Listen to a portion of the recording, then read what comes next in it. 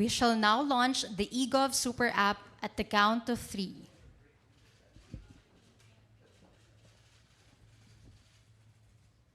In 1, 2, 3.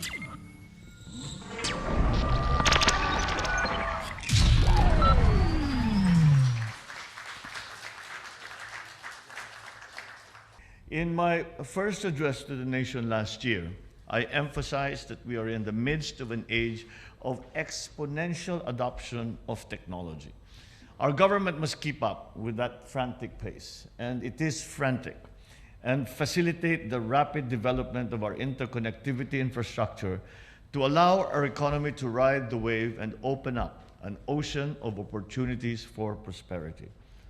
Government as well must be able to identify and utilize high-impact innovations to improve its own governance and transform itself into an agile bureaucracy that is responsive to our people's needs.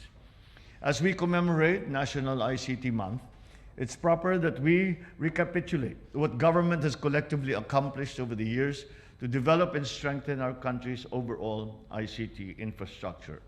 As early as 2 decades ago, the policy on e-commerce has been laid down. Electronic documents and transactions have been mainstream and given legal recognition. Unfortunately, the technology was not able to keep up. This is one of those very rare cases na nauna ang legislation doon sa teknolohiya. And so this is what we are trying to do now. We are trying to make maximum use of the technologies that are available to us. We are talking about the ease of doing business, the ease of doing, of interacting with the government. It is not, at the very beginning, when we first came into office, I explained over and over again and made it very clear to all that would listen that this is not something that is an option that we might want to examine. This is something we need to do. We have no option of not doing this.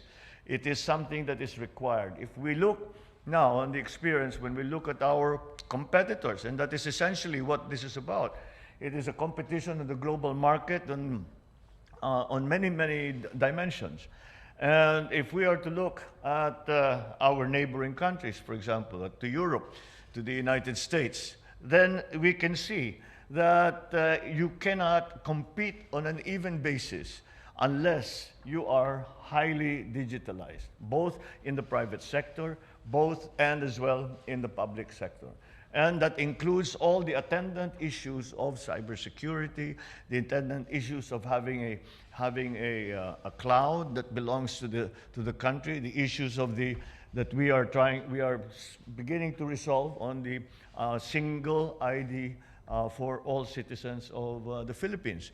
And all of these must come together in a way that is useful and easy and convenient for the ordinary Filipino citizen. Now, I always worry about how Filipinos will take, kaya ba nilang gamitin ito? Is it simple enough? And we had that meeting yesterday, and I said, I always worry about the capacity of the Filipino to take on these new technologies. And thus far, I've always been wrong.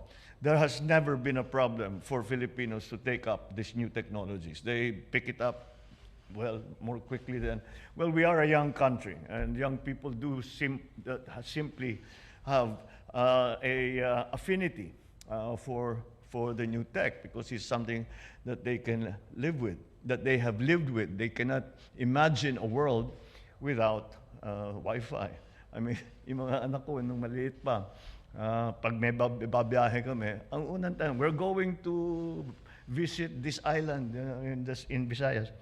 May Wi-Fi ba? May Wi-Fi ba? And you cannot blame them. That's the world we live in today. And that's why this is essential to all the plans. This is going to be another building block in the foundation of our transforming the economy. And this e-governance, the whole idea of e-governance, is something that we need to do because we have fallen behind. And when we started, before we started this, and I've quoted this statistic many times, that we did a survey of how people use the internet in the Philippines. And the result was quite enlightening in that they say 95% of their daily activities, the shopping, the paying, the bank, and even the payments to government, all 95% are done online. So ano yung 5%? Government. We cannot do it online with government. We have to go to the office. We have to collect the birth certificate, the documentation, the clearance, and then we go to the government, to the government office, and they say, you're missing one document. Balik na naman, and they do all of these things. So that just won't work. And as we can see, many of the problems that we are encountering are simply because of the problems that are being faced by both in the public sector, by ordinary citizens in their dealings with government. It's the ease of doing the work. It's the ease. Now, we hope with the beginnings of the e-governance system that a senior living in a isolated place, an isolated island somewhere, by which time we will have had connectivity, can just go onto their phone. And if they don't know how to do it, they call the child or yung apo nila. O sige, kayong gumawa. And do all their business on the internet and be able to have payments. The central bank actually was leading the pack here in that the central bank has also been very, very aggressive in trying to make as many of these payments, both to government and from government, in the digital space. And that, I think, has been very, very successful. And you can see, we were in GSIS the other day, and only 4% now, if I remember correctly, 4.7% of their transactions are done over the counter. Everything else is over the internet. And so this is what we are pushing for. This is what e-governance is about, to bring it all together and to make it simple and available, accessible. Some of this data that we have has been siloed in different departments, in different agencies, and there's no way for us to go from one place, one website, and say, I am interested in a job in engineering. Is there anything out there? Now we have that. I am trying to buy land in this area. What does the titling look like? Has it been surveyed? Now we couldn't do that. Now we can do that. So these are the capabilities that this e-governance program brings. And that is why it is extremely important that now that we have launched the e-governance app, which, by the way, you have to show me how to download it immediately as soon as, para testingin natin. Once again, that brings us again to the issue of our IDs. And so the IDs are really going to be the central focal point for the dissemination of information, the dissemination of services, etc. So that's what we are working on, and I think we're making a good deal of progress. We are finding those operations, those groups who are able to print them out now. Right now, it's a little unsatisfactory because what we call an ID is essentially a picture of an ID. There is no data that backs it up. I think the simplest example, which I think most of you will have been familiar with, either first-hand or second-hand, is the Social Security number in the United States. You give your Social Security number, they have all your data. You don't have to explain. You don't even have to bring the documentation. All they have to do is to verify that you are indeed who you say you are. And once your identity has been confirmed, then you can do the business that you need to do with government. So this is what we are aiming for. But this is an extremely important step in heading down that road of digitalizing our bureaucracy, our government functions. And this will extend and not only to the national government. This will extend to even the local government.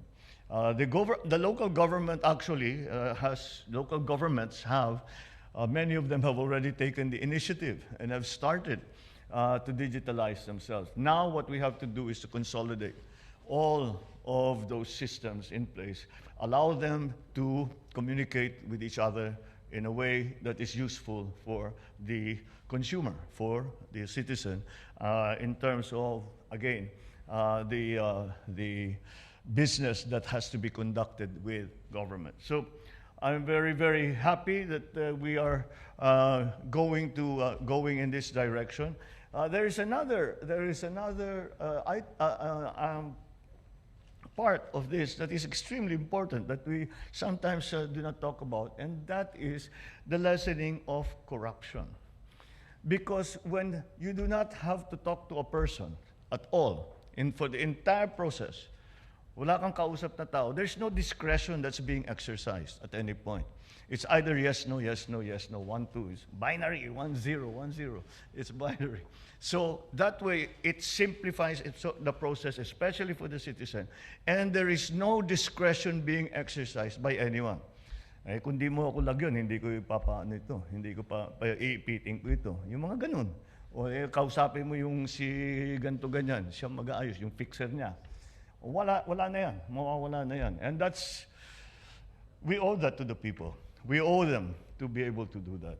We should not allow them to continue to suffer to this antiquated, corrupt, and inefficient system. Mabuti naman, if it works, it doesn't work. It just gets worse and worse and worse. So we are looking forward to these e-governance platforms that we are starting to put up, the issuance now of the national ID, which will be a proper ID in the sense that it contains data that is critical or that is important or that's necessary for the conduct of business with government. And so this is a very good step, and we will continue to push this, and we will need the partnership not only of our government agencies, but also of the private sector, because the private sector also has concerns in this regard, especially when it comes to cybersecurity. So these are the elements that we have to be looking at, and that we are looking at. So I congratulate the ICT for now having the first e-governance app, and we will continue to make it more extensive, make it more sophisticated, and eventually put us at an even keel, at the very least at an even keel, or hopefully at an advantage as we compete in the global market for the supply of goods, for the supply of services, for the supply of labor, for opening up new markets. All of these elements, which we have to make more robust if we are going to do well in the next decade or two. Thank you very much, and good morning.